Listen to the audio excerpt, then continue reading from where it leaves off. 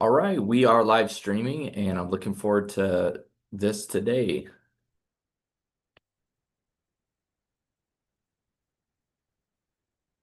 Welcome everybody to the Acquisition IQ online meeting, Sales and Systems with Chris Warren. We're excited to be able to get into exactly how you guys can increase your productivity with sales. Sales is the lifeblood of your organization, and we know it's extremely important to be able to set proper KPIs and as well be able to create systems that will allow for you to be able to scale your organization through sales as well as marketing. And I'm sure, Chris, you've got an entire system that you'll be able to share with us today.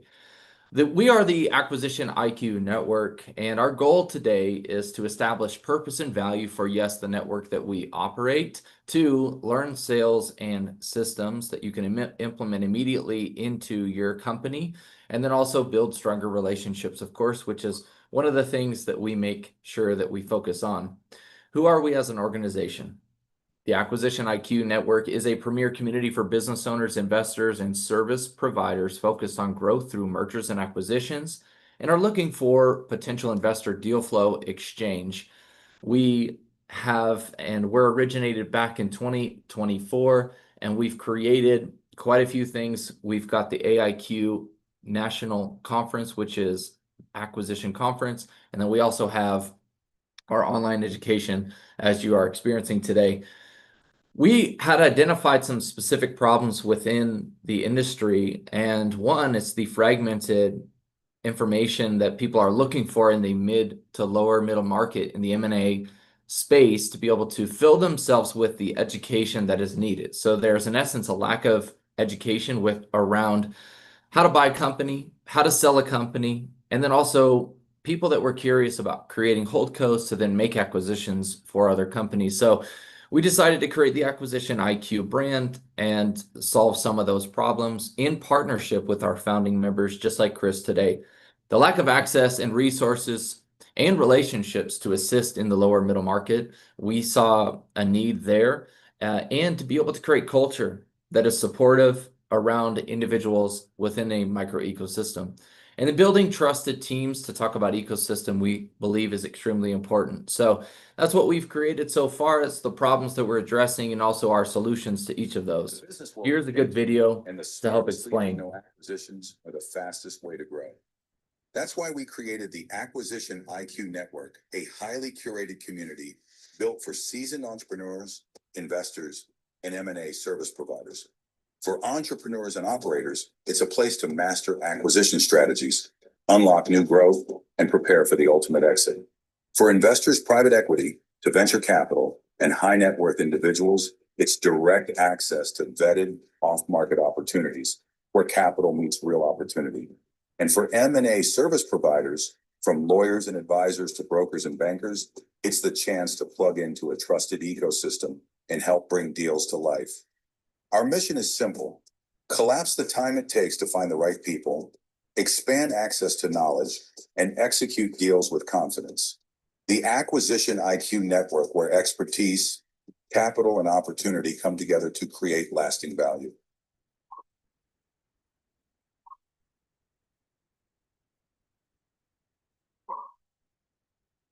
So that gives you a high-level overview of, one, our in-person experiences, which we believe are extremely important, not just an online group.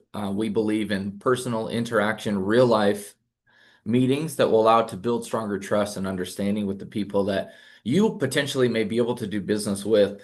Here's the current traction that we have as an organization. We've got our September 3rd conference that was just launched, which was the 2nd of 2025.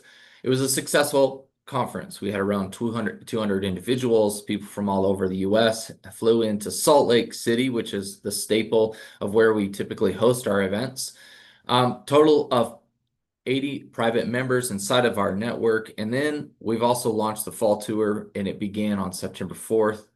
We also have our upcoming events, which is going to be on December 2nd in Atlanta, as well as December 4th in Miami, Florida. AquaCon 2026, we've launched our super early bird tickets, and those are now available for purchase.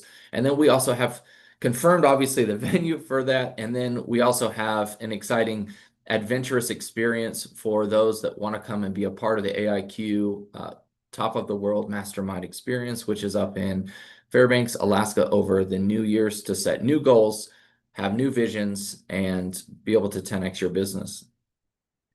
This is our fall tour, like I said. These are just some pictures that we have all experienced across a multitude of states as we continue to build out our AIQ councils, which is the regional focus to make sure that each individual that's in different cities and states have the ability to continue to connect on a monthly basis in person by being able to follow a specific template and also have all of their questions answered. We have San Diego here is October 6th. That was kind of an awesome event, actually, that we just experienced. And then this is our upcoming events, both our online as well as our in-person experiences.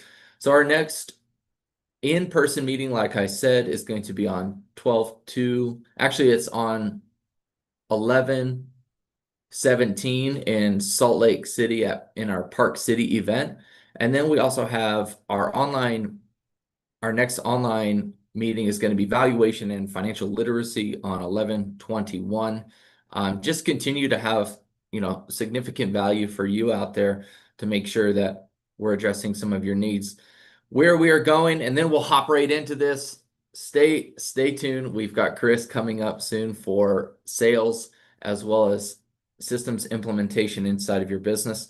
Where are we going, Wheel? We've got the fall tour. It's currently underway at the moment. We have our national conference, which is going to be held again in Salt Lake City from March 5th and 6th. It's a 2-day conference experience. This is our Super Bowl. It's a lot of energy, a lot of fun. And as well, we have tactful education that is delivered by subject matter experts in a very well organized way. Then we have our AIQ councils beginning on January 22nd. We will be simultaneously releasing four cities, which is going to be San Diego, Nashville, Salt Lake, and Austin Council. So it's called the AIQ Council San Diego, AIQ Council Nashville, Salt Lake, and Austin. So we're extremely excited about that, and we would love to have you guys be aboard. With all this being said, I'm excited to be able to introduce one of my good friends, as well as a serial entrepreneur. His name is Chris Warren. So I would like to read his bio just to make sure that we give him the respect where the respect is due. And again, thank you for joining us today, Chris. So Chris, he holds an advanced degree in business analytics leadership and is a certified PMP. He has co-founded multiple companies, scaled firms to over 20 million in annual revenue and 100 plus employees, and led successful exits. Currently, is a founder of two businesses generating 1 million plus in monthly revenue. Chris specializes in data architecture, analytics, and building high-performance teams. He drives startup growth through strategic advisement, process optimization, and data-driven decision. Chris is also the the co-founder of Debt.help. Thank you for joining us today. I'm going to stop sharing my screen and allow you to share yours at the moment. Sweet. Thank you so much. Thank you so much for that, Nathan. And thank you, everyone who's streaming with us right now or watching this in the future. Thanks for joining us. It's been great to be part of the Acquisition IQ Network. And I look forward to joining the councils. I've been traveling, gone to a couple events. It's been a great experience to meet people, like-minded entrepreneurs, and really exchange information that you won't find in the classroom. And that's sort of what, I'm here to do today, is to share my experiences. The things that I'm going to talk about today come from my experience from a practical perspective, not so much my MBA or my MSBA. The classroom has its place. It's a great place of learning. So what I'm going to be sharing is just my experiences deploying what I've learned in real environments. And by no means does that make it be the only way things can work. But I'm going to go ahead and share my screen and we're going to dive in. Let's see here. Nathan, I'm going to ask you if that's presenting right. Yeah, that'll work. Can you make it any bigger? Well, that It's is okay if you can't. that is my full screen. Cool, we'll go with that. That'll work. The floor is yours, my friend. All right. Let's see here. I'm going to, so a little bit about my background. Right now, I currently serve as a CTO, COO split at That.Health. I co-founded the firm back in 2023. I'm only going to share some relevant information as it speaks to sales and marketing. Um, and it's not about the self-brag. It's about, hey, this is my experience as we went through sales and marketing with these projects, and these are the results that we achieved. So at That.Help, over about 2.5 years, we started with one employee. We scaled it to about 100 sales agents right now, with another 25 in business development. Our marketing budget right now is around $2.3 million a month in marketing budgets. We generate roughly $3.5 million a month in revenue right now. As we scaled the company, we raised 1.4 million in debt and equity before we exited in December 2024. I'm currently staying on the firm, even though we sold it to National Debt Relief as an executive, sales executive, operations executive. Before that, I scaled a supplement company called Enhanced Labs. When I came onto the project, it had about $50,000 a month in revenue. Scaled that to $500,000 a month in revenue, so we 10x revenues there. Generated over $10 million in sales, and over my total tenure there, we had 14% month-over-month growth for the whole time. So whether it's physical goods or financial services, have experience bringing sales and marketing together in those markets. There's some other experiences with women's fertility company Mira. I love what they do. Helped to bring 3 products to market for physical goods sales, and then helped run a sales analytics team for an oil refinery of all places, a 100-year-old company doing 300 million a year in oil sales in Kern County. So sales and marketing, two sides of the same coin, or different sides of the same coin. Or for me, I'm a gearhead. Uh, one engine on the V bank. So that is a V4 engine right there in a Ducati V4. So I just think of sales as one V. Marketing is another V of the bank pistons that help drive forward. Whether you're a car fan, motorcycle fan, or none of the above, and you just want to drive your business forward. Sales and marketing.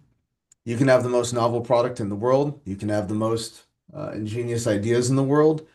If you're not there to put customers into a pipeline, into a funnel, and close those customers, whether it's business to business or direct to consumer, your idea, your product, your service, it's just going to shrivel. So my key concept here, and if anyone has questions while this is going on, please stop me. I'd love to have dialogue. I'd love to answer questions. So just hit the chat, hit a hand, let me know, and I'll pause. The number one problem I've experienced in my own years founding companies, trying to scale companies, or helping other people found and scale theirs, has been the lack of spending around sales and marketing.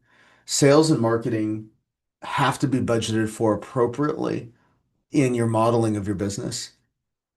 Post and pray, organic, thinking that 10 or 20% of your revenues can go to sales and marketing efforts. In my experience and in the experience of those around me, and in the case studies that exist in the marketplace, those strategies typically don't work, even if you have a really revolutionary product.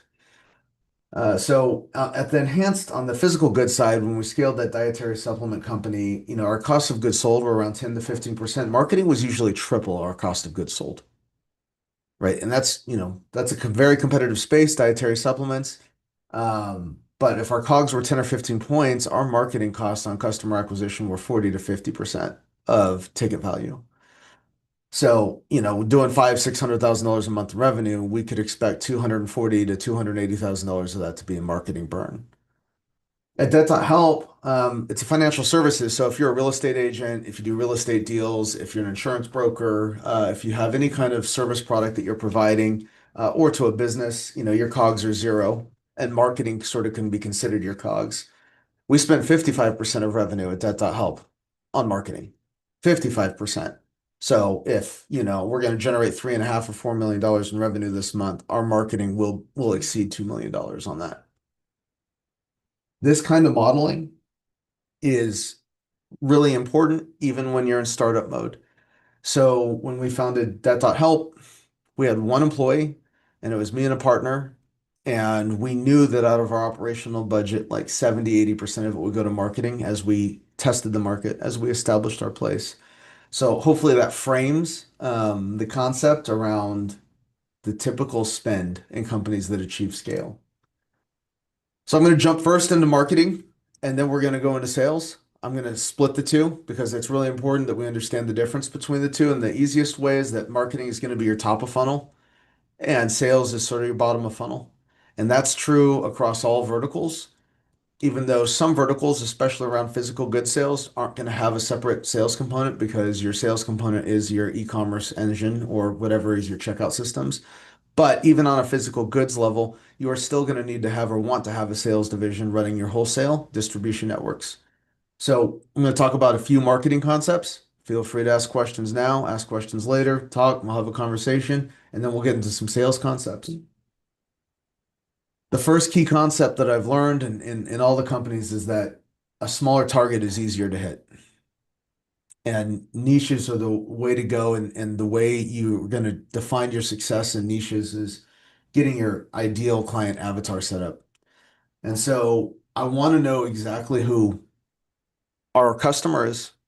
Is it a mid-sized company that has a lot of commercial real estate holdings and we're trying to sell a SaaS product to manage vendors?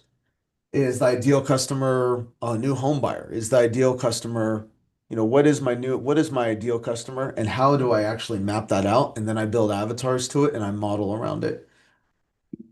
Mass marketing, if I try and go big early, it's very hard to refine. And what I mean by that is if I start with a small target, iterations around it and testing around it are cheap and I could do it really quick and nimbly. Whereas if I try and go mass market appeal, I have no idea what variables are impacting my marketing results. If I go narrow, small, and focused on a niche, and I can make my ideal avatar and I can get in there and I can really just refine my messaging and my marketing towards that avatar, I aim small and I'm going to hit big. I aim small and I'm going to hit big. The second key concept is old. I have gray hair. I believe in old sales things. I believe in old marketing things that are proven out, concepts that have been tested over decades and centuries. AIDA is a 2 century old or 1 century, 1.5 century old concept. First came around in 1898. Stands for attention, interest, decision, and action. That is a movie clip right there on the screen from, I believe, the late 80s, Glengarry Glen Ross. But the point is this, is that your marketing should be able to have that hook, right? There's another newer book, The Purple Cow, right? Like purple cows are interesting. That's going to catch your attention. You're driving down the street, you see a purple cow, boom, attention, right? And how does your marketing accomplish that, right? How is your marketing or your initial messaging? How does that pop a purple cow to get people's heads to turn and be like, wait, what? What'd you just say? It better be different. It better, even if you're not selling a different product. Like let's just say you're a real estate agent or a real estate broker or an insurance broker, or you have a new app that you want to put out to consumers to help them find all their pet needs and pet insurance and pet products. And these aren't really super new things. They're not necessarily purple cows, but your messaging better be a purple cow. You have to sort of hit them with something that'll catch their attention enough to explore their interest.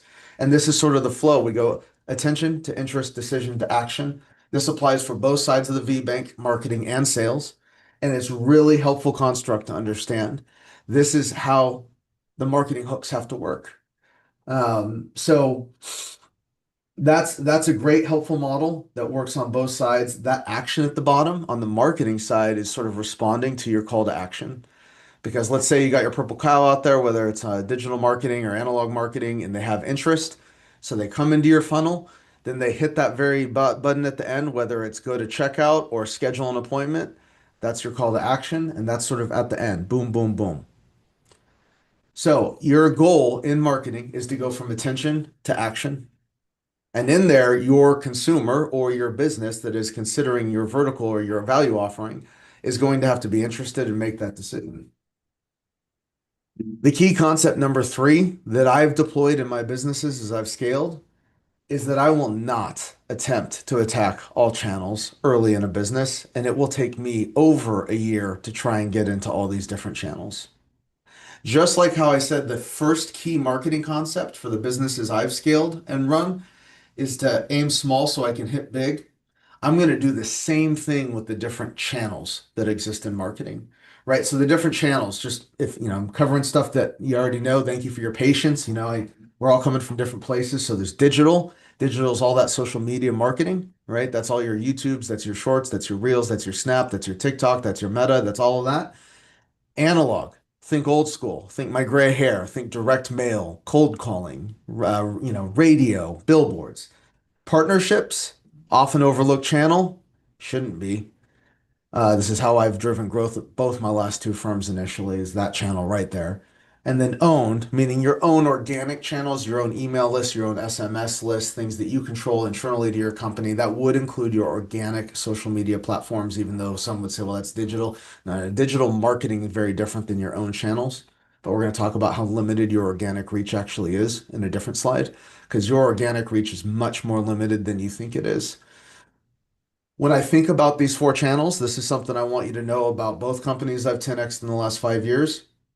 I've only launched the company in one of these channels. So I found a very small niche. I made a simple avatar, and then I only launched in one of these channels for all my efforts. As a business operator, or even if you're running a small or mid-sized team, let's say you're running a mid-sized team now, and your question is, Chris, I want to get from $10 million a year in sales to $50 million in sales a year. It's exactly what we just did at Det.Help. You're not going to be, your S team is going to be too small to be highly refined and competent in all of these different channels. And if you try and come in with your effort and your hustle and your grind, it's going to be admirable, but you are going to struggle going up against companies that are deploying really skilled assets and operators in all of these channels. So I would encourage you to consider choosing one channel if you are early stage, pre-stage, or trying to scale something. For me, what I did with Debt.Help Financial Services, I used the bottom left quadrant there, partnerships. That's how we got 100% of our growth in the first 14 months. We went from 60, $100,000 a month in revenue generated to $1 million a month in revenue generated without touching digital advertising. We did not pay for one social media ad, and we had already broken $10 million a year in revenue. Choose one, focus small, hit big.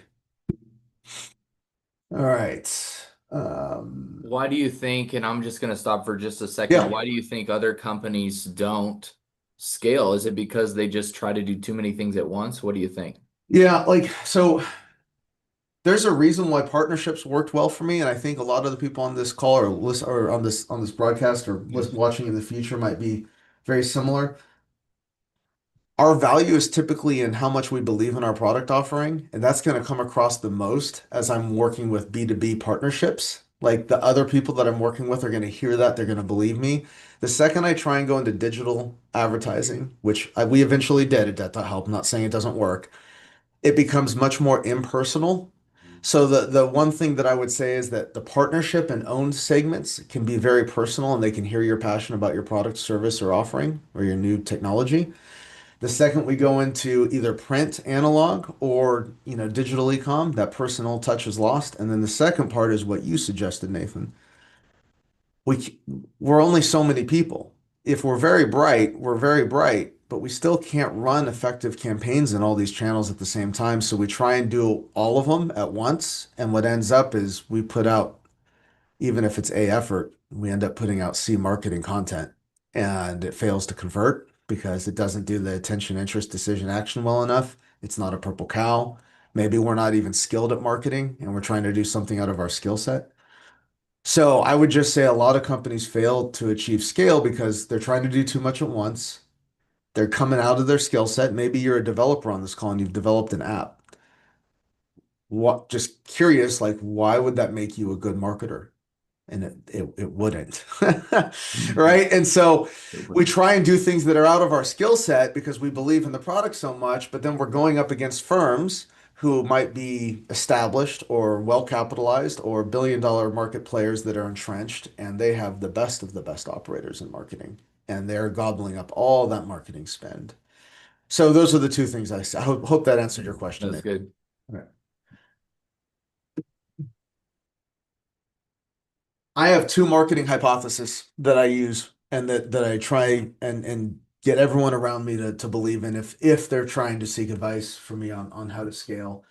The first hypothesis, properly fund marketing and narrow your selection of channel efforts. Iterate tightly and cheaply to find a base. Start small but act. So again, my partner and I started at that help with one employee. We didn't raise $1.4 million right away. That second paragraph says that. Like we didn't like start with capital. We started with $65,000. That's what was our initial seed. And we said, let's see if we can find tractions in one channel, partnerships that generates revenue. We did. Oh, we got a hot hand. So we immediately raised another 300 grand based off those results. And so if we try and hit home runs out the gate, it's going to be hard to actually continue to raise money because we're not actually proving out the concept from pre-seed to small seed to small market to mid market, right? What investors are going to want to see, even what lenders are going to want to see that Nathan's going to introduce you to, because Nathan has all these contacts. Acquisition IQ is filled with these types of contacts. They're going to ask you, well, have you iterated small? Do you have a proof of concept? Have you onboarded your first clients? Have you got your actual app in deployment markets? So my first hypothesis, go narrow, find your small channel, find your avatar, and hit some base hits, and then scale and scale wisely. So in the first year at Data Help and at Enhanced, we stayed in one channel for a whole year. It took us 2 years to get into all four quadrants. It took us 2 years to get us into social media, to direct mail, to partnerships and our own channels. So there's a quote here. I love the purple cow. I love the book. I love the concept of a purple cow. There's a quote here from Seth. Your business has to work when it's small in order to survive to a point when it gets big. And so we can't be too proud to start small, hit base hits, and we have to choose that marketing channel and message in Purple Cow that gives us the best potential outcome at the lowest cost so we can prove the concept, go back to market for capital, or go back to banks for capital for lent debt and say, look, we have the hot hand. Help us hit the home run. Okay. Any other questions from anyone? Comments? No? Okay. My second marketing hypothesis. This one hurts a lot of people. I get people's feelings hurt. That's fine. Organic social media advertising and post and pray in a perfectly competitive market is not a marketing strategy. And I'm not going to say it's going to waste your time, but it is going to give you a lot of sense of false hope. And here's some stats down here. I'm going to read them off to you. On Facebook, the average organic reach of a post is 1.37%. You go to Instagram, that jumps up to about 3.2%. On TikTok, it's like 4%. And that's just of your following base, right? A survey found 93% of small businesses report difficulty with common social media challenges, meaning reach, impact, driving revenue. There's a consulting firm named Landing Eye. Only 38% of consumers are drawn to brands via social media. Okay, so that's a small consumer base. If it's businesses, by the way, if you're a business to business product or service, that number is even smaller. And 93% of businesses or consumers that were drawn to a brand through social media were drawn through paid social media efforts, not organic. So, does social media have value? Yes. Does everyone absolutely have to have it? Yes. Is it an effective scaling mechanism for a small cap pre-seed, early stage, stage A, stage B, round A, round B? Maybe not. Not unless one of your executives has a lot of experience doing what's called media buying. If you know what that term is, great. If you don't know what that term is, it means that in the social media ecosystems, there's actually two really required components to a marketing strategy. Your creative designer and your storyteller and your media buyer, your ad buyer. These are very different people. and they both cost a good amount of money. And organic strategy is really not going to get you where you want it to go. So go back to the channel slide, go back to the channels and figure out, okay, if I'm not an expert media buyer and I don't know actually how to play these algorithms, which can I go on my own list? Can I go on partnerships? What can I do here? Can direct mail work with me? Can I buy leads? What can I do to help scale my business? Because organic, that's going to come much later in your business life cycle. That's going to come much later in your business life cycle. Some KPIs around marketing. This slide deck will be available for you later. I'm not going to go into all the formulas, but these are things that you need to know that you're going to hear a lot about. You're going to hear people talk about CAC. They're talking about your cost of customer acquisition. CLV is just how much revenue you're going to generate per client. So just multiply your ticket item by frequency over the expected lifetime of the customer. And if you don't know what your customer lifetime is yet in your pre-seed or your stage round A, you should be estimating these things. And as your business matures, you're going to want to keep updating it. Hey, we thought we'd only have 25% churn in our customer base. Turns out we have 40%. We thought it'd be 28 months average lifespan. Turns out it's 18 months lifespan. You want to show those iterations and keep updating your decks because that's really important. The ones that I pay the most attention to, cost of customer acquisition and my conversion rate, because conversion rates are going to tell me how I'm doing on the marketing efforts I'm bringing in. And there's some marketing effort KPIs that are spoken about a lot. If you ever hear people say, "Hey, well, what are you paying per mile?" Well, paid per mile means how much are you paying for every 1,000 impressions on your advertising? So that's CPM. So if people are talking about, hey, on Meta, I'm paying this per mile. On TikTok, I'm paying this per mile. On, ad networks, I'm paying this per mile. That's per 1,000 impressions. And so you go from CPM to your CTR, which is your click-through rate. So if I started a CPM, how much did I pay for 1,000 impressions? Well, now I need to know what my click-through rate is because that's how many people ended on my landing page or my offering page. So if I have a CPM for 1,000 views and I have a CTR of 10%, which is really great, that means 100 people on that 1,000 ended up on my landing page. And then my conversion rate or CTA rate is going to determine out of those 1,000 impressions, out of those 100 people that hit that landing page, how many people actually hit my call to action. Let's say it's another 10% and I got 10. Well, that's going to give me my CPL, my cost per lead, right? And sometimes you'll hear people say, well, what about CPA? CPA is usually used in partnerships, which is what we used a lot at that help to scale, which is I go to lead partners or I go to partnerships and I say, hey, I don't want to pay you per lead. I want to pay you per customer acquisition. I'll have you participate in customer acquisition. Your churn rate is how many people you're losing throughout the life cycle, usually on a time basis of a quarter or a year. And then your ACoS percentage is like think of CAC as a percentage of your gross revenue or some other financial metric in your space. So if like you're originating mortgages or you're originating debt relief or you're originating investments into a fund, they might talk about your cost of customer acquisition as a percentage of the fund or the raise or the mortgage debt, and that'll be called an ACoS. Again, the deck will be made available afterwards, and there's 3 of the formulas there. The other formulas Google, ChatGPT, you'll find them. But these are the terms that you're going to want to know because when you're meeting people or you're asking people for funds or if you're asking people to invest, they're going to want to know, do you know these numbers? Don't be that person on Shark Tank that shows up and Mark Cuban's like, what's your cost of customer acquisition? They're like, I don't know. No, you should know that. You should know that. And if you're pre-revenue, you should have your estimates and what you're using to make those estimates on. All right.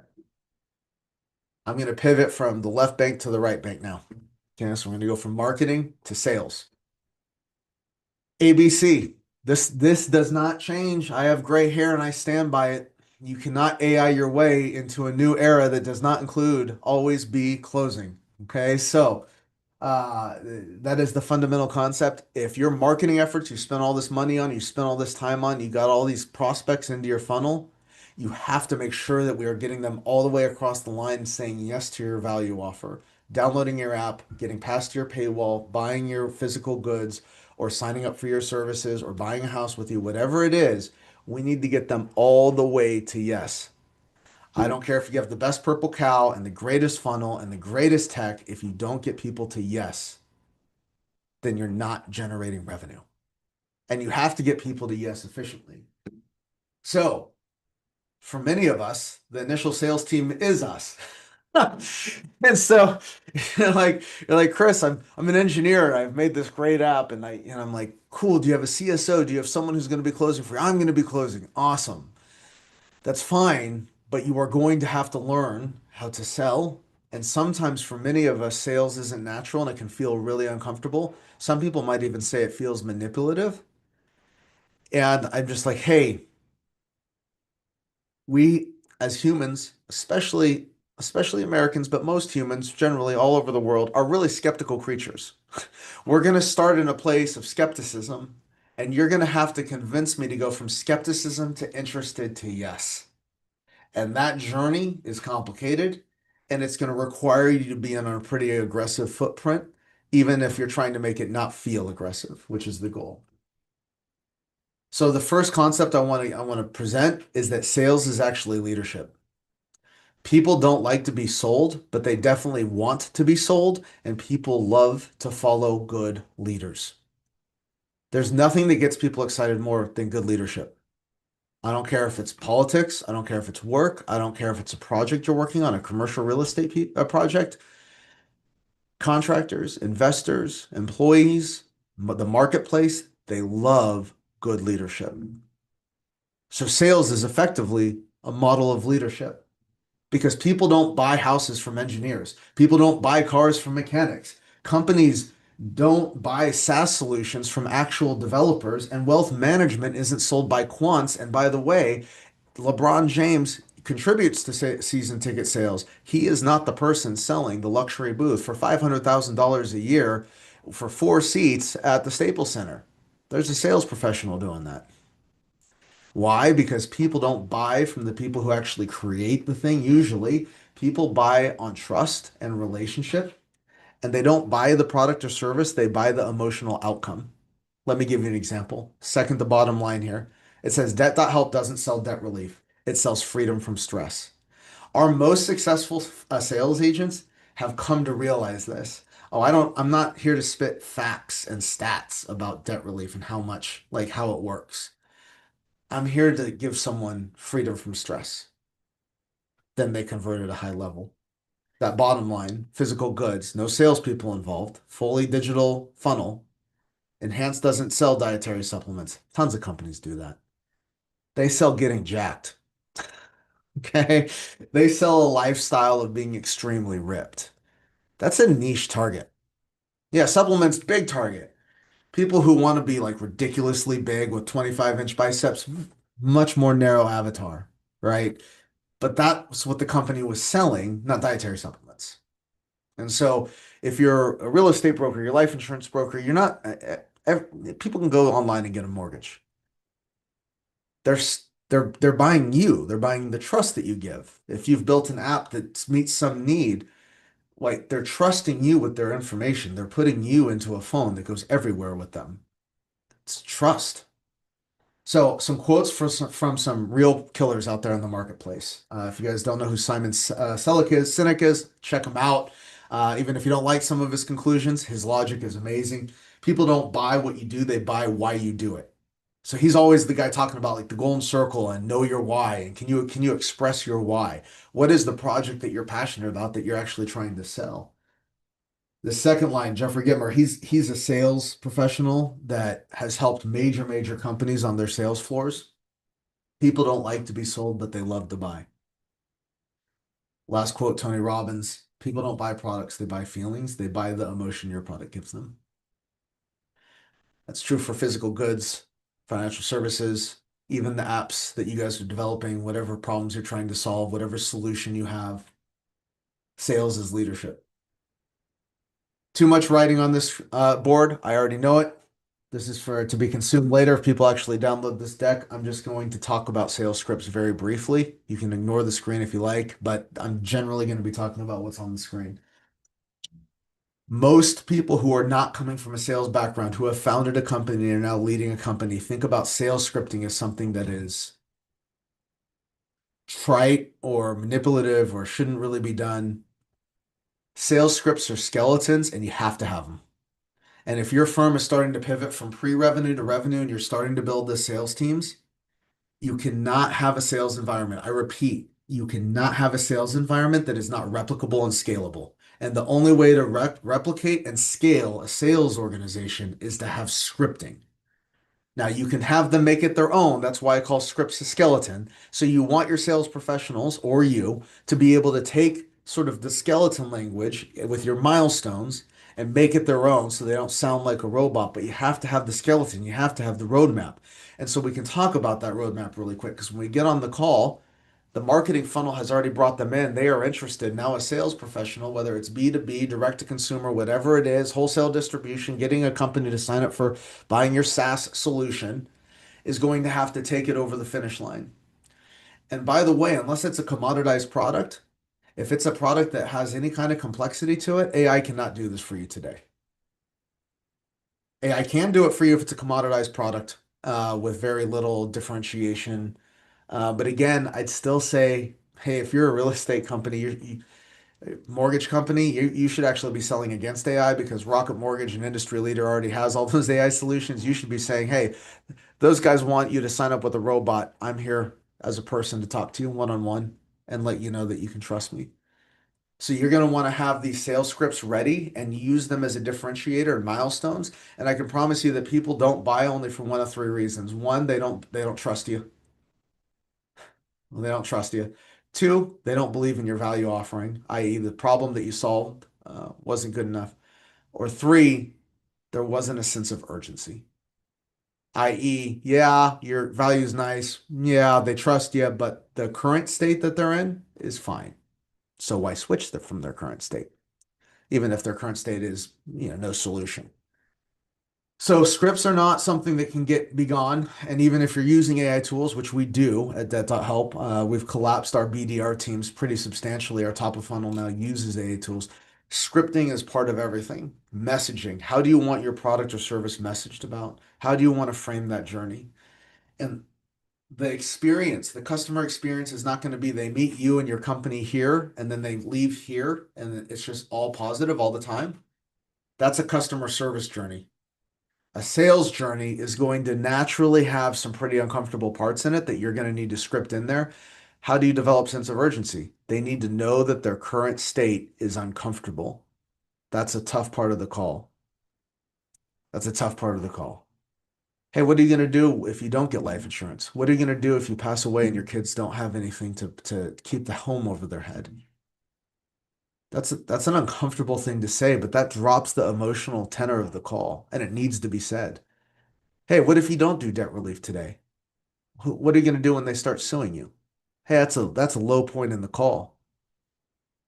What are you going to do, business owner, if you don't sign up for this SaaS solution that we've built here and all your competitors do, and they all start saving 25% on their OpEx, your OpEx isn't optimized, and then they can spend that money on marketing and you can't.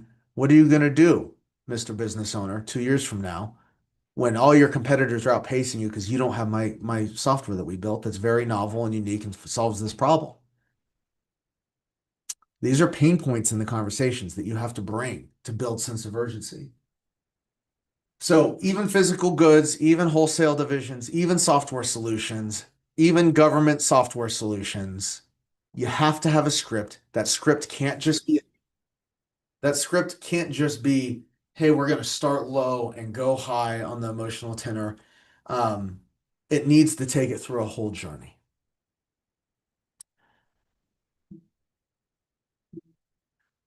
When I think about sales and how long professional sales has been happening in this country and all over the world, I think about like a 69 Camaro with a big block. I ride motorcycles, I ride Ducatis, but I also like the big American muscle, the thump, thump, thump in the engine, raw horsepower. And I think about AI, I think about how cool stuff is becoming. Like I think about Optimus, can't wait to have one in my house, making sure it does all my laundry for me. But what I want to say is you don't throw out the Camaro. You just add self-driving to the Camaro. That's the way I want you to think about AI in terms of sales processes. Everything that previously existed in sales and sales logic and marketing logic is not eliminated by AI. It gets optimized by AI. You want to add it to these very, very effective channels and mechanisms inside of sales. So when I think about how we do that on a modern process, I just said we've collapsed our BDR. Sorry if you're watching this, you don't know what that is. That's business development representatives, like our openers. So think about sales in many sectors has openers and closers. AI is having a huge impact on collapsing BDR time cycles and getting people to closers faster. How is it doing that? Because it can have conversational AI, it can have conversational chatbots online, it can have conversational WhatsApp and Meta plugins, and it can have conversational SMS messages, and it can even do a lot of dialing for you through solutions like Twilio. So things that used to be done by humans in business development sales and opening sales are now being automated with AI, and it's really collapsing timeframes. AI probably made 180,000 phone dials for us last month, probably around 40 to 50,000 SMS messages and communications on 15% of those had responses. You're chatting with an AI bot on SMS with us. You can ask it a question unrelated to our product. Hey, what's the weather in Tempe? It'll tell you. How was the score on the game last night? It'll tell you. And then it's going to keep going back to, would you like to be connected now with the debt specialist to talk about your personal debt? So we add AI to the sales systems and everything gets changed and more optimized. My top 5 recommendations for any sales organization, and my core belief, if it hasn't come out yet, is that every organization is a sales organization. So you're in SaaS and you're on this call or watching this later, you're in sales. So you got to get that SaaS product out. You got to get it into businesses. You're an AI company. There's about 10,000 of those all looking for the same capital. Yeah, there's a lot of capital running around, but there's about 10,000 of those. So you're a sales professional. Right now, you're probably trying to sell for equity or debt. Um, if you are selling direct to consumer and your ticket checkout price is low, what I need you to do is realize that you want a single call close. Stop setting appointments. Stop giving quotes. Quotes do one thing. They tell your prospect to shop you. Give someone a quote. What's every good American going to do? They're going to go get 2 more. And then it becomes a price game. And if you have any kind of quality around your product, you're probably going to lose on price, right? Because the cheapest product out there probably doesn't have the greatest value, and it doesn't have you, and you're the greatest value. So you want single call closes. You don't want to do quotes, right? If you're selling a high ticket item or you're doing B2B, that logic sort of goes out the window. Now we have to play the appointment game. Now we have to get past gatekeepers. Now you have to have a really organized system for follow-ups. Number 2, buyers are liars. That sounds harsh. It's 100% the truth. And here's why. It's not because they're bad, whether they're businesses or consumers. It's not because they're bad. They might be, but that's not why they're lying. They're lying because humans don't like discomfort. And it's easier to tell you a white lie and get you off the phone than to tell you the real problem they have with your product, offering, or trust. It's uncomfortable for people to tell you on the phone or in person, hey, Juan, I really just don't trust you. No one wants to say that. So it makes them a liar. And buyers are liars. Believe me, don't believe me. If you don't believe me yet and you get into sales, you're going to experience it. You'll believe me later.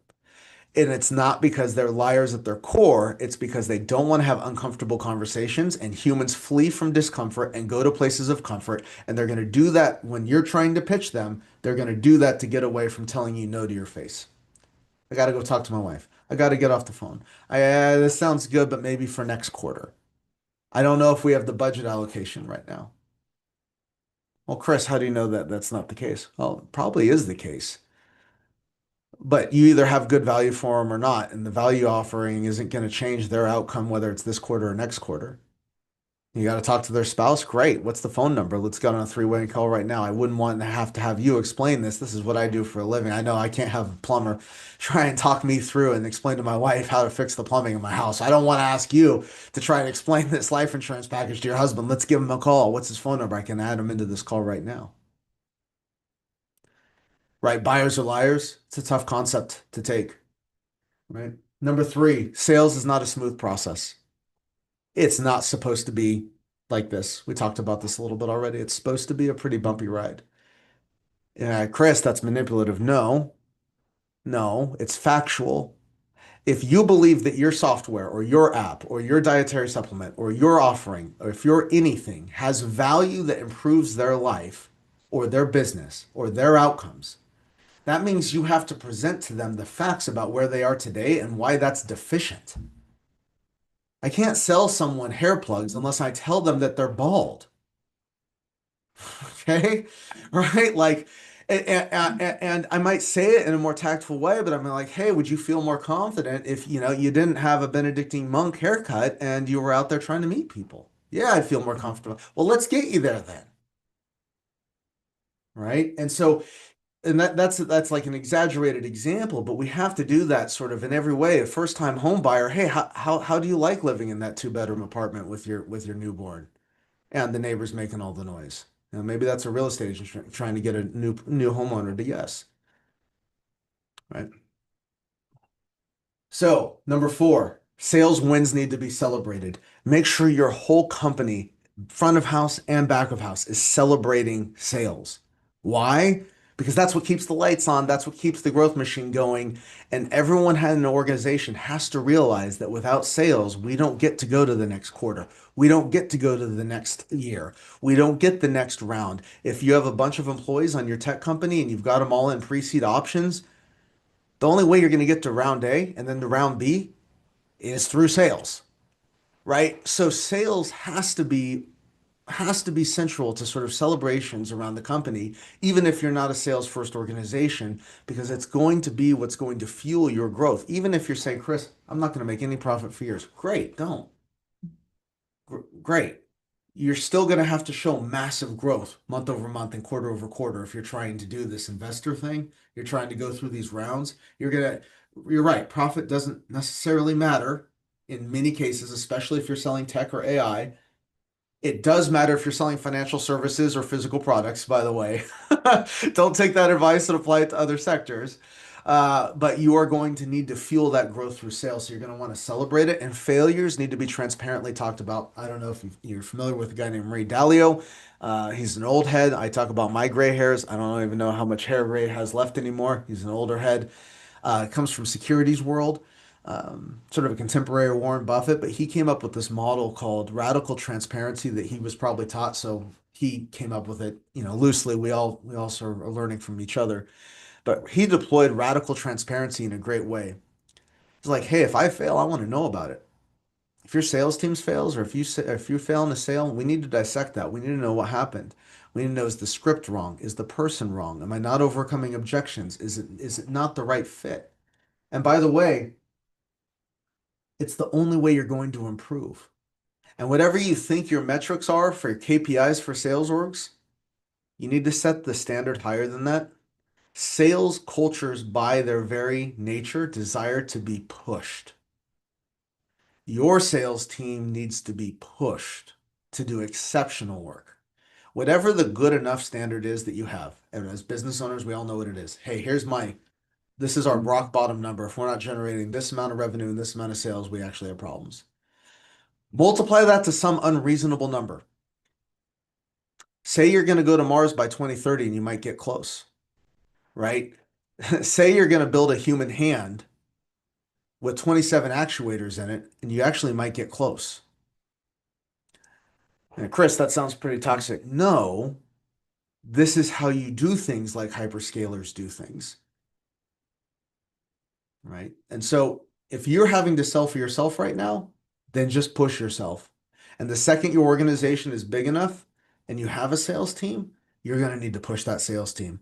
And if your chief sales officer isn't talking the way I'm talking right now, you need a different chief sales officer. Recommendation number four, leads belong to the company, not to reps.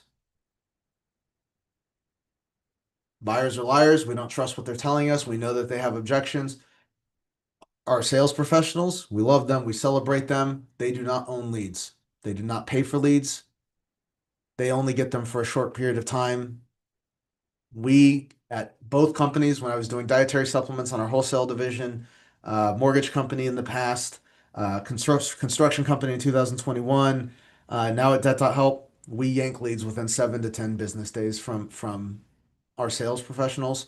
We're going to rock them immediately to a different sales rep. If it doesn't work twice, we're going to sunset it. We're going to come back in 30 days, try it again on a rehash with a third rep or a second system automation. We're going to try again in 90 days.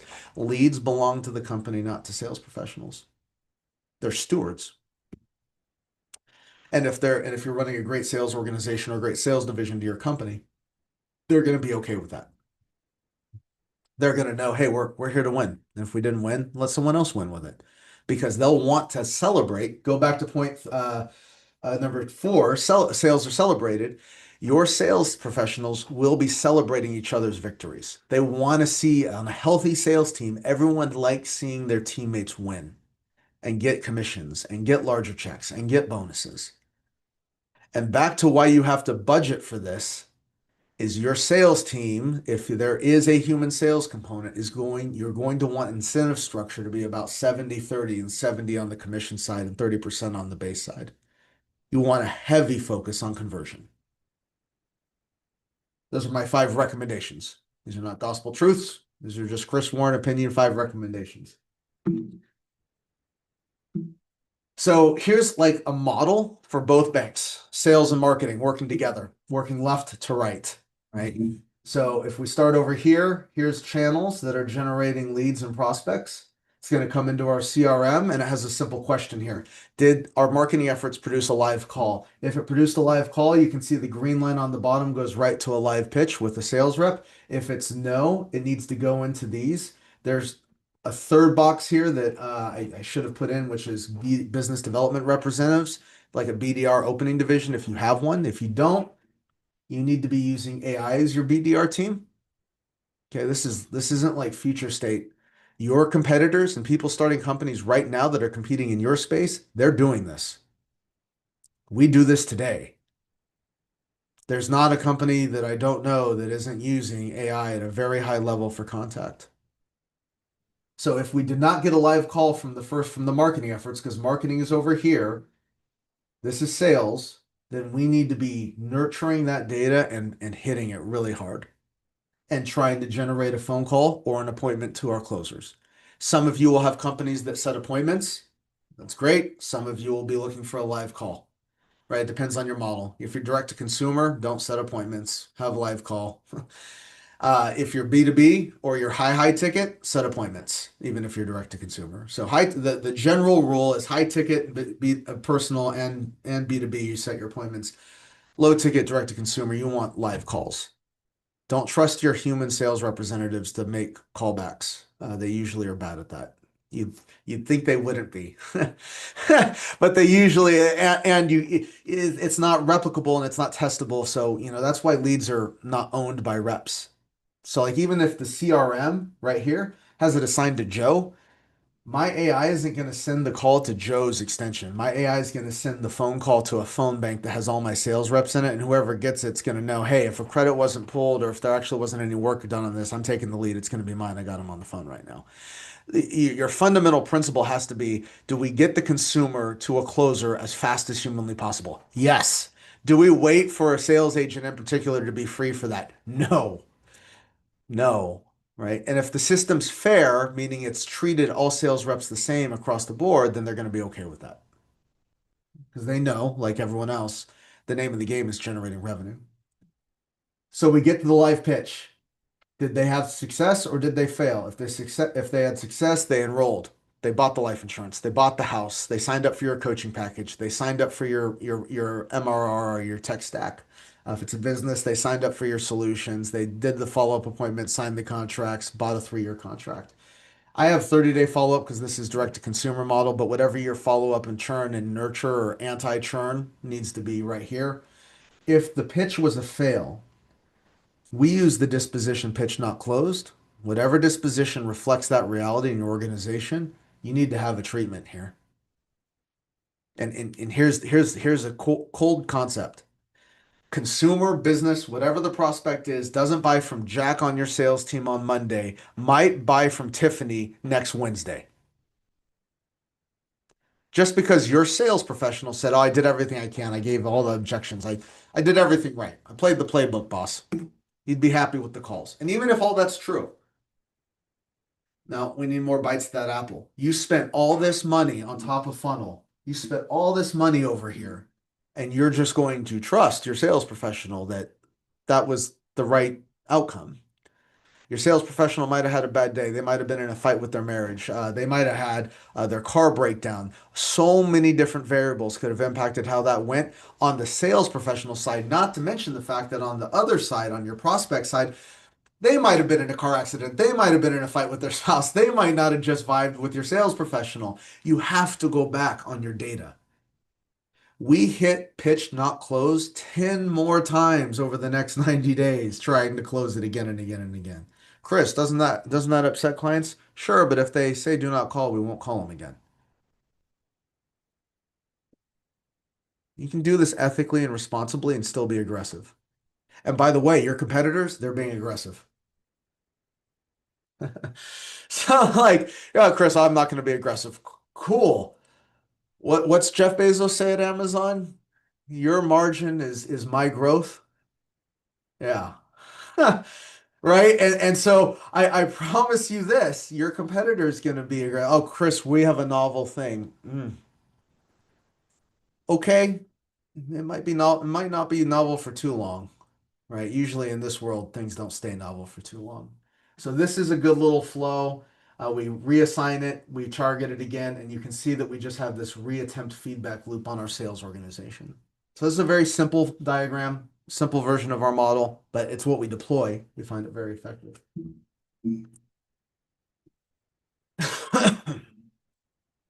This chart usually gets people a little sideways. This is how we built debt to help on financial services sales. By the way, if you're in insurance, mortgages, personal lending, debt relief, your charts are going to look very similar to this. Very, very similar to this. Um, Mind you, Debt to Help was acquired by National Debt Relief, which is the largest debt relief company in the country, settling somewhere between $600 and $700 million in consumer debt a month. So this model is their model as well. Now they're on the right side as a mature financial organization, and Debt.Help is scaling was on the left side. But you can see by far the biggest chunk of revenue allocation is sales and marketing in financial services. Chris, we're fintech. Okay. Okay. The fintech company example might be Supermoney. They do partnerships with companies like Debt.Help and mortgage brokers, and they pay us huge amounts of the revenue as sales commissions, which would go under the sales and marketing side of these charts. And so if your name isn't Alphabet, and you're not a billion-dollar company with hugely entrenched market position, you are going to spend way more money than you want to on sales and marketing. If this is a physical goods company, you can take another 20% off sales and marketing and give it to COGS, but it's still going to be more than you want, especially if you're in growth mode. If you're trying to grow an organization, even if you have a novel offering, you are going to want to spend more.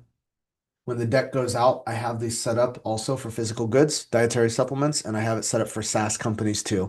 But just so you know, if you're on this call or watching this later and you have a SaaS company or an app, even in growth mode, you're looking at 25 to 30% of revenue allocated for marketing expense. And if you're mature, you're still looking at 15% to 20% on SaaS. Now, Chris, where's the rest of the money go? Just profit? No, on SaaS companies, it's going to go to that R&D and product dev. Right here, you can see this is a financial services company, only 10% to R&D and dev. Obviously, if you're on this call and you're building out technology and dev is your primary cog, that's the number that's going to get a lot bigger and eat it up.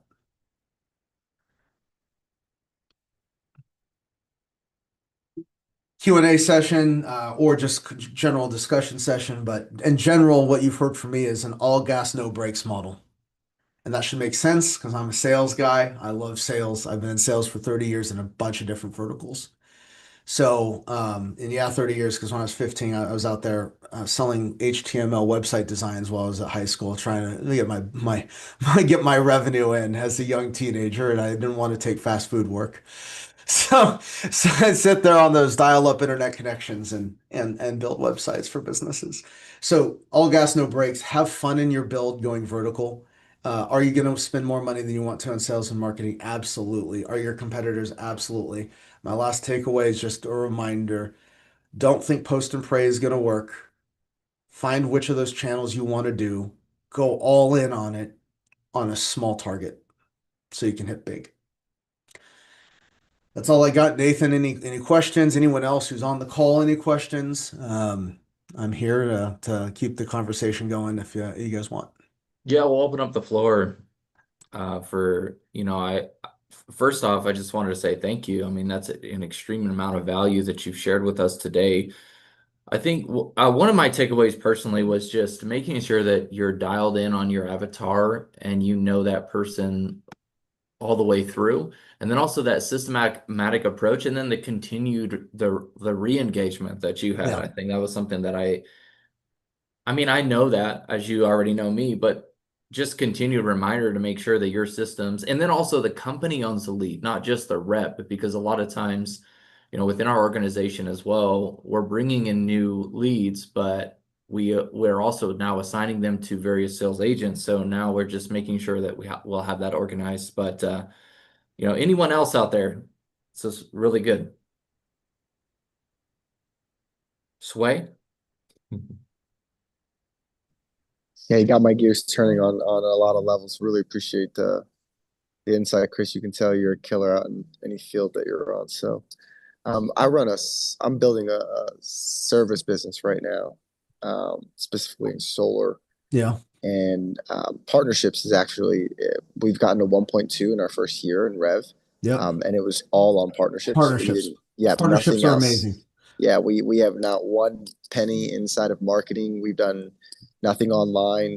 Yep. Quite literally, we've stolen other partnerships, and your margin is my growth. Is been the way we've grown this year, simply on quality and execution. Yep.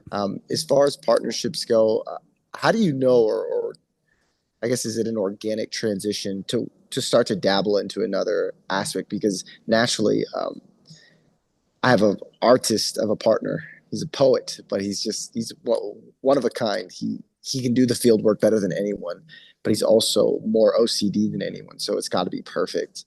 And we haven't done any form of online presence. I mean, like not one Instagram post Yep. because we don't have the bandwidth. And I agree with him. We are aiming small, looking to hit big. How do you know when to even consider other When to go avenues? into a different vertical, yeah, for chat or different channel. Let me ask you a question. Your solar company, is it residential or commercial?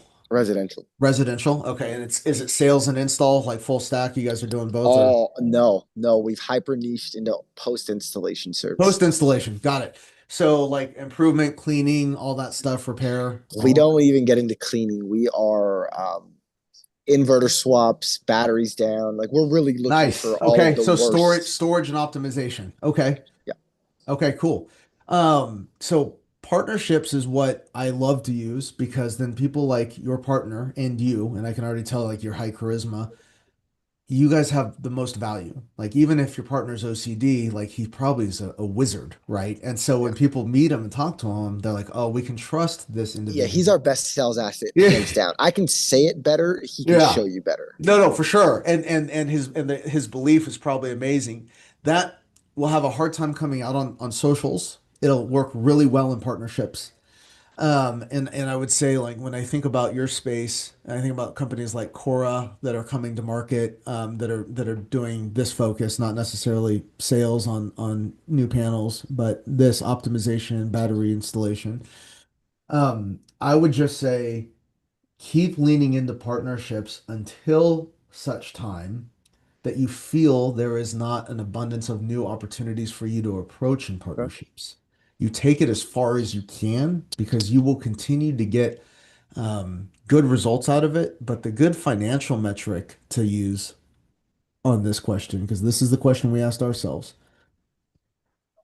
Are we ready to spend $250,000 a year between content creation and ad buying in the fees alone? So a quarter million a year just for the people. And that's even if I Okay. write short. Even if I write short. Mhm. Am I ready to burn 250 just on the talent? And am I ready to spend 250 more on the content? So am I ready to spend $500,000 over the next 12 months? Am I ready to spend $45,000 a month on this initiative? Because here's the reality. The ad buyers that are worth a darn aren't going to come in and work on your account if your ad spend budget is 10 grand a month. They're not going to engage. So the marketing agencies that will help you at an ad spend of 10 grand a month, I mean, I hate to say this, they're not really that good. And so here's a really wicked truth about ad buyers on social media. One, if they're really good at Google, they're probably not really good at TikTok. So if you have an ad buyer that's telling you they're really good at doing ad buying on all platforms, bullshit. That's not true. That's Hmm. not true. Usually people are really, really good in one or two platforms because the algorithms are so different. And what happens is if an ad buyer gets really good at one of these, they usually aren't even working for ad agencies anymore.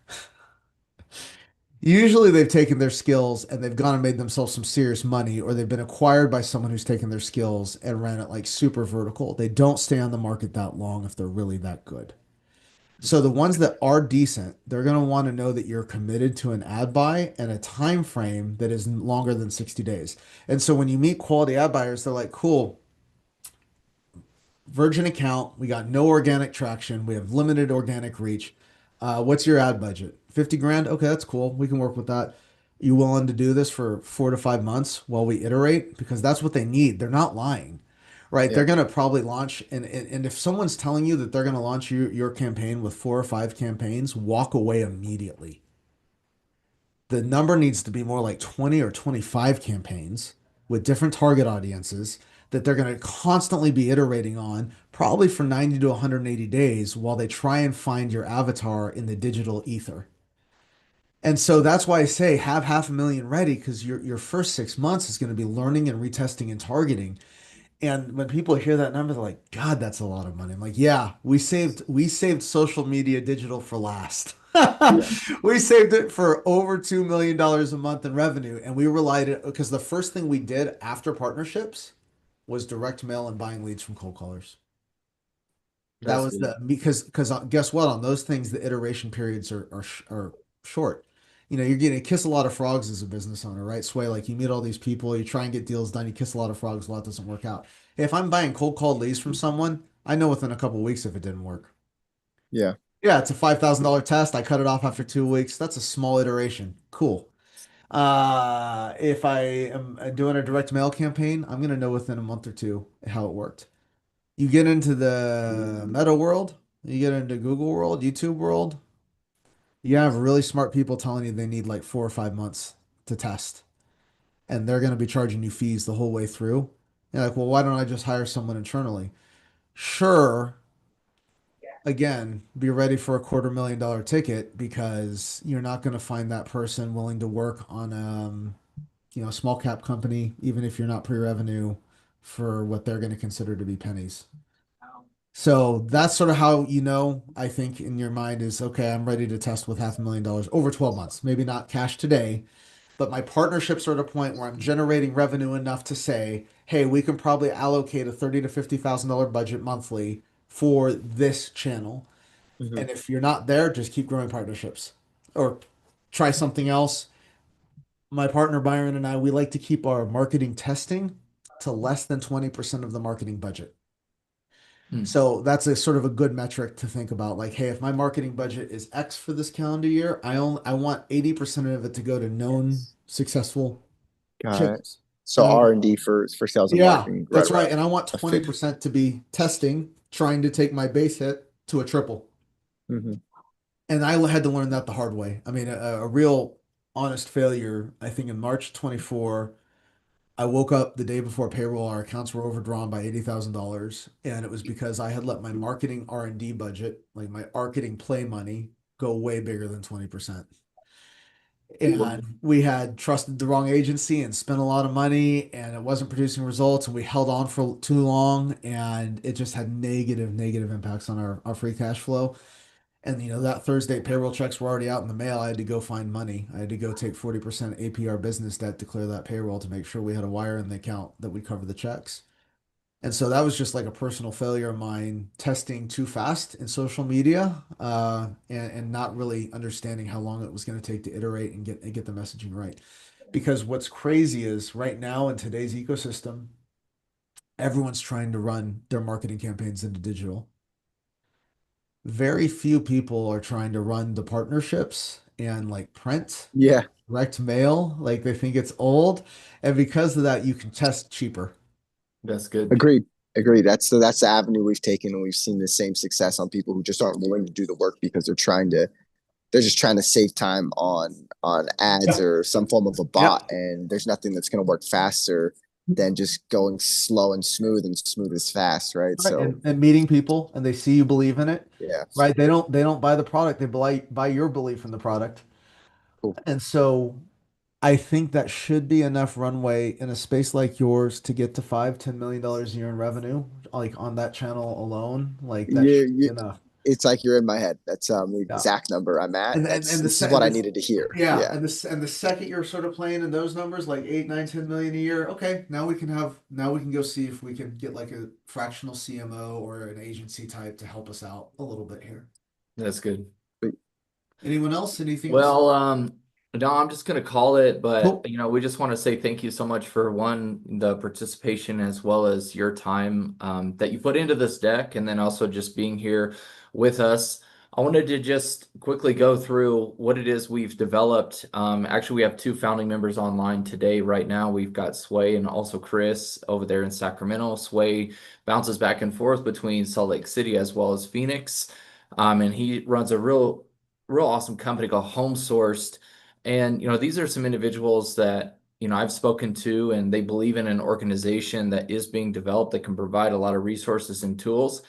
And I'm proud to say that they are partners of AIQ. And you may have questions as to what AIQ is, and I'll just quickly run through that. We're a national organization. We originated here in Salt Lake City, and it really just began uh, with an interest in helping businesses grow, but also businesses grow through acquisition, because I had spoken to an investment banker who had a lot of information around how he could bank companies. And I just decided to create an entire ecosystem that would answer a lot of those questions to democratize some of the education that he had to share with others like myself who were just curious about how to grow a holdco, how to raise funds, how to distribute capital, but then also just grow your company in general. And I think that, again, Chris with sales and marketing, and then also Sway too, that's online today, helping to create with automated offshore agents that will help you to scale organizations for a fraction of the cost is extremely important to be able to create efficiencies and also scale companies. So moving forward, there's a lot that we're providing as a network for individuals. One, you have access to a web app community that is continuing to grow. We have chat threads and individuals that are on site and inside of our network that you can connect to on a personal basis.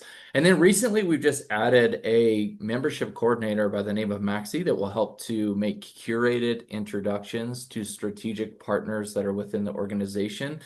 Again, we're talking about high touch, personalized, no AI. We do use AI, obviously, like you were saying, Chris, as to when we're onboarding and bringing in new top of funnel. But we believe in that, strategic, real world relational connection that is so lost in today's society that we're be able to put that into what we're doing. Free entry into all the AIQ Council meetings that are going to be starting in January 22nd, San Diego, Salt Lake City.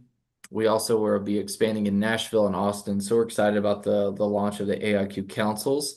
And then if you guys also commit to being a part of the network for the full year, you'll receive a VIP ticket to AquaCon, which is valued at over $1,500. So it's definitely a great deal for those that are going to be coming to AquaCon on March 5th and 6th.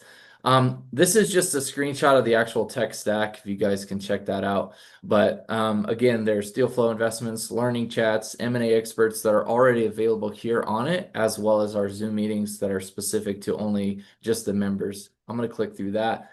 National conference, again, that's what it is. It's really our Super Bowl where everyone from all of our councils, from all of our meetings across the US are being able to meet in Salt Lake City to be able to learn, connect, grow, all the things that we want as humans. So we believe that the environment that we're creating, as well as the ecosystem of trust, is continuing to get better and better as we have people like Sway and Chris and all of our other founding members, which I would consider friends. So we now have also the AIQ Atlantica Adventure Retreat that we have created called the Top of the World Mastermind.